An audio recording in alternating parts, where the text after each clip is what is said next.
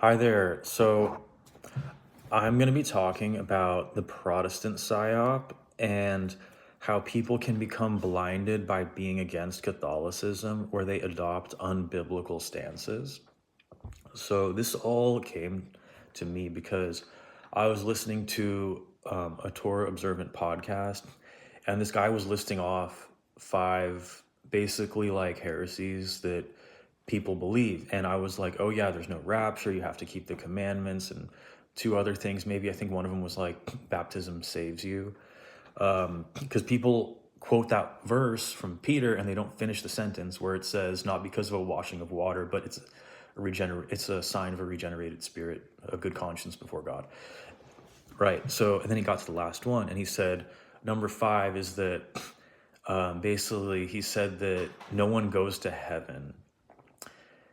And I said, like, oh yeah, all your points are really good, except I don't think that. And then I listed my points. And then he didn't respond to me and just said, like, you're blaspheming. Like, he just got super, like, actually legalistic. Like, people think I'm legalistic because I'm mean, but, like, the thing is people who are legalistic are usually morons. Sorry, my cat is jumping around. But he was basically, like, not listening to any of the verses that I brought up and not supporting his points either. He was just, like, accusing me blindly.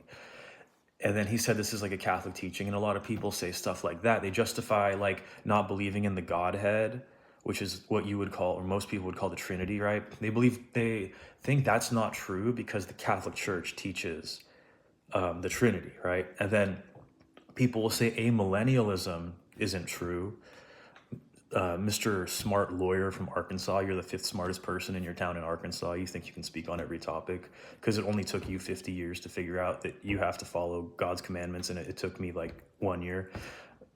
Anyway, so people will also say, oh, like there is a literal physical millennial reign, 1,000-year reign when Jesus returns. He rules for 1,000 years, and then for some reason, Satan escapes again. It makes no sense.